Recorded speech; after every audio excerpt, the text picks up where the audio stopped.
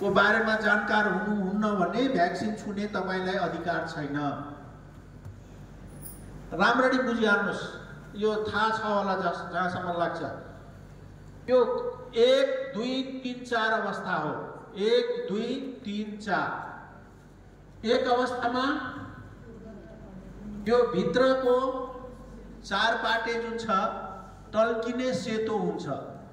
टल्किने सेतो यो चार पाटे मैले देखाइरहेको छ यो जुन पोइन्टरले।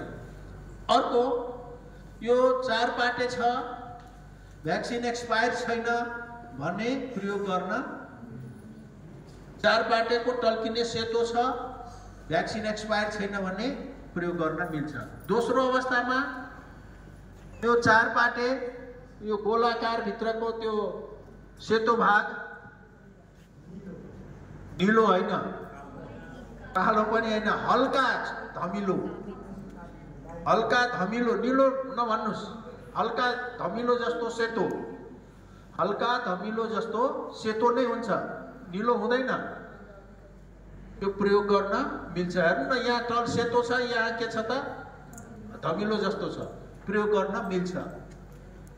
तेस्रो, बाहिर भित्र बराबर, एक्सपायर भएको छैन तर तेस्रोमा गइसकेको छ भने प्रयोग गर्न हुँदैन। चौथो, बाहिर भन्दा भित्री गाढा कालो, 1 र 4 मा झोकिनु होला। 1 र 4 मा झोकिनु भएन है। 1 मा टल्किने सेतो, 4 मा कालो। अहिले अनि यो कालो छ ठिक छ भन्ने बुझ्नु होला, तर एक्सपायर भएको छैन भन्ने पनि प्रयोग गर्न हुँदैन। ठिक छ, एक्सपायर भ्याक्सिन कहिले पनि प्रयोग गर्न हुँदैन। तर VBM ठिक छ, एकमै छ मानौ, तर एक्सपायर भइसक्यो, प्रयोग गर्न हुन्छ हुँदैन। अब VBM खत्म भइसक्यो, 3 मा गइसक्यो, एक्सपायर भएको छैन, प्रयोग गर्न हुन्छ कि हुँदैन? हुँदैन। म फेरि एकचोटि भन्छु, यो बाहिरको कलर कस्तो हुन्छ? यो सेतो भन्दा बाहिरको कलर, बाहिरको कलर कस्तो हुन्छ?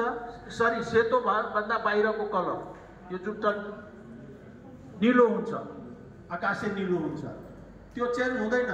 चेन्ज हुने भनेको भित्रको सेतो भाग, टल्किने सेतो 1 नम्बर, हल्का धमिलो 2 नम्बर, बाहिर र भित्र बराबर 3 नम्बर, बाहिर भन्दा भित्रको कालो 4 नम्बर।